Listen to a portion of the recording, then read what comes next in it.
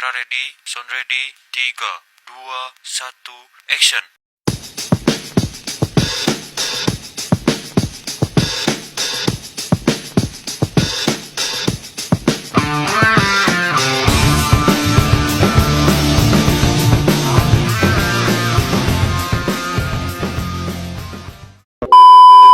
Assalamualaikum warahmatullahi wabarakatuh. Waalaikumsalam warahmatullahi wabarakatuh. Selamat siang Ibu. Di sini kami dari kelas 9B. Di sini kami akan mewawancarai Ibu mengenai seputar koperasi. Apakah Ibu bersedia? Ya, silakan. Terima kasih Ibu telah bersedia untuk diwawancarai. Apa tujuan utama didirikannya koperasi di sekolah?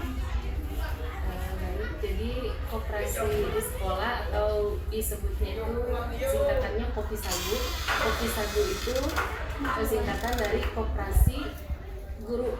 Gitu. Jadi awal mulanya koperasi ini berdiri itu berdasarkan gagasan dari kepala sekolah. Kemudian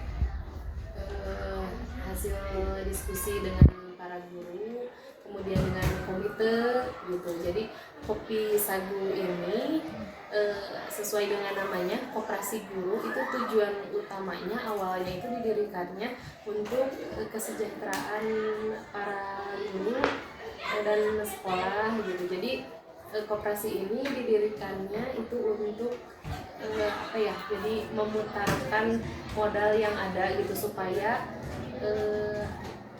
berkembang gitu. Jadi supaya uang yang ada yang kita punya modal itu bisa berputar gitu. Itu mungkin tujuan utamanya. Kemudian juga untuk memudahkan para guru dan para siswa untuk memenuhi kebutuhan, terutama kebutuhan sehari-hari kalau para guru gitu, seperti sembako gitu. Untuk siswa mungkin kebutuhan sehari-hari di sekolah seperti ATK, makanan gitu yang dibutuhkan selama siswa berada di sekolah. Bagaimana koperasi bisa membantu kebutuhan siswa sehari-hari? Jadi koperasi di sekolah ini kami menyediakan kebutuhan siswa, terutama selama siswa berada di sekolah gitu. Jadi untuk membantu siswa agar tidak sulit mendapatkan kebutuhan seperti alat tulis gitu ya, kemudian jajanan juga kami menyediakan. Jadi mungkin dengan cara itu harapan kami bisa membantu memudahkan siswa untuk memenuhi kebutuhannya. Begitu juga dengan guru. Dari mana saja sumber modal koperasi diperoleh? Baik, untuk modal Kopi Sagu ini memang karena awal mulanya kan memang tujuannya itu untuk memutarkan aset yang dimiliki sekolah. Jadi memang kami dari pihak koperasi itu sumber modalnya dari aset yang dimiliki sekolah. Jadi kami sistemnya meminjam aset, meminjam modal dari sekolah. Ada juga sebagian ada guru-guru gitu dan anggota koperasi yang memang ikut berpartisipasi gitu menanamkan modal di koperasi. Apa saja barang yang disediakan di koperasi? Untuk barang yang kami sediakan itu untuk guru mungkin kita menyediakan ada sembako gitu, kebutuhan sehari-hari guru, ada juga alat tulis.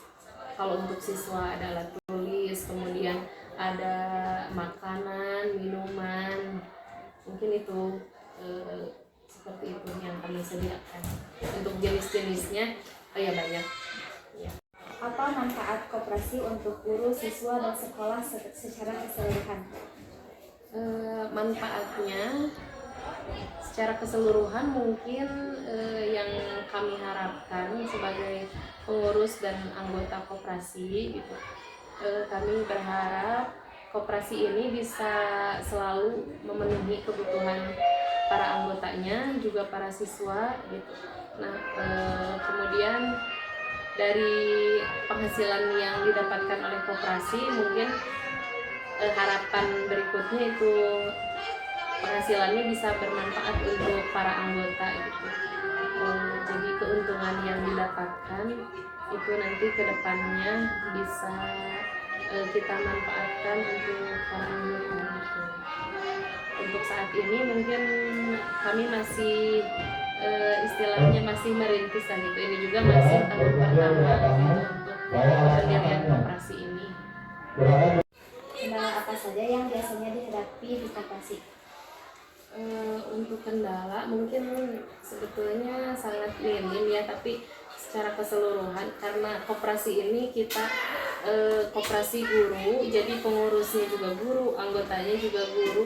Mungkin untuk pengelolaannya jadi semuanya juga dikelola hanya oleh guru gitu. Sedangkan kan guru juga tugas pokoknya kita ada tugas di kelas gitu ya, tugas pokok mengajar.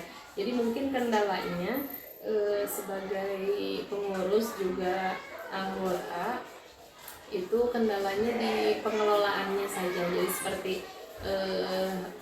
mengurus-ngurus tekniknya gitu di lapangannya, yang jaga gitu, kemudian menyediakan barang gitu, itu kan jadi diurusnya oleh kami para pengurus dan anggota gitu. Jadi kita harus membagi waktu gitu, mungkin itu kendala utamanya.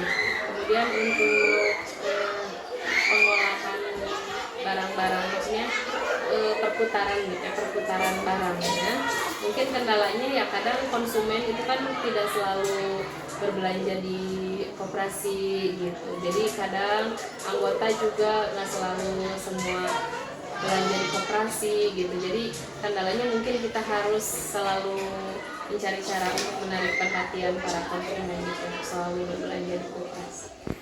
Lalu bagaimana cara pengelolaan keuangan agar tetap transparan?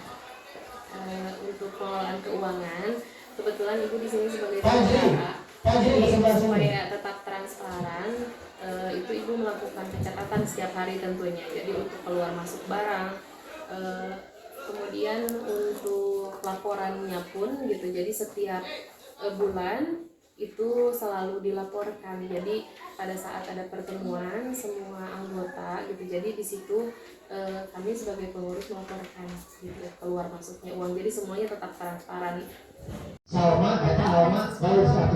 Koperasi sekolah. Alhamdulillah ya, jadi para siswa itu ikut antusias gitu dalam pengelolaan koperasi ini. Jadi mereka kalau ada kebutuhan gitu, terutama ATK ataupun makanan gitu, kebanyakan memang jajannya, belanjanya itu di koperasi. Kemudian untuk pengelolaannya pun kadang para pengurus gitu suka ikut minta bantuan para siswa gitu untuk mengelola koperasi, membereskan koperasi dan lain-lain. Apa harapan koperasi sekolah saat ini? Harapannya tentu ibu berharap saat ini dan kedepannya ibu koperasi tetap maju gitu, tetap berkembang, semakin berkembang. Kemudian para anggotanya, pengurusnya, juga konsumen-konsumennya juga semakin banyak supaya perputarannya pun cepat. Oke, baik Ibu, terima kasih sudah bersedia untuk diwawancarai. Informasi yang ini Ya, sama-sama.